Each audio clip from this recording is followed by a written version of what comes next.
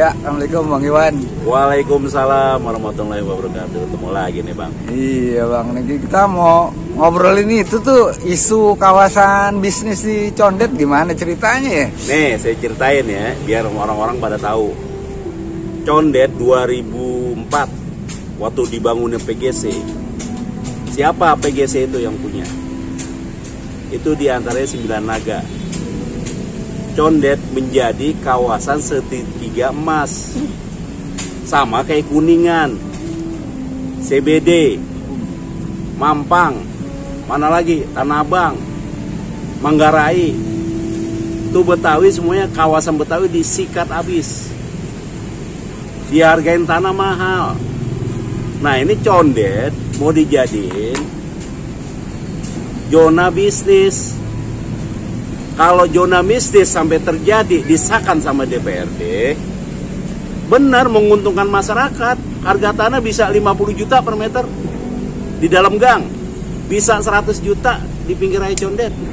Tapi sejarah kita habis. Ini yang mesti kita waspadain. Makanya saya gembar-gembar menolak kawasan di bisnis. Ini kan RDTR ini itu rencana buat 50 tahun ke depan.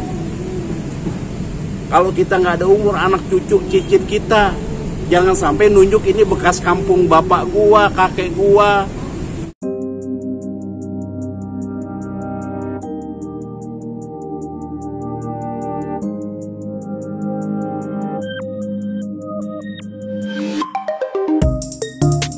Nih lu mesti paham, kalau sampai jadi zona bisnis, hancur sejarah Condet.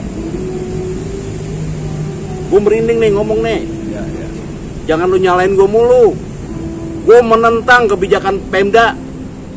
Bukan gubernur ya, Pemda DKI gue tentang kebijakannya. Karena selama ini tidak pernah serius nanganin Condet. Malah mau dijadiin bisnis.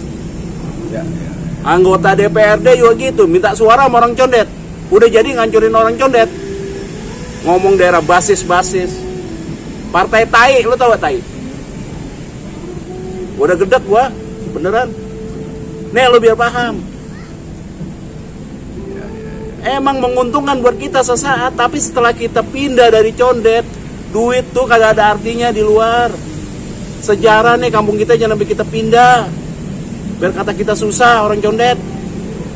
Ya, gue ingetin gitu doang tuh. Gue ngomong begini, gue yang dilawan, bukan dia bantuin gue. Pikiran lu kagak pada. Assalamualaikum.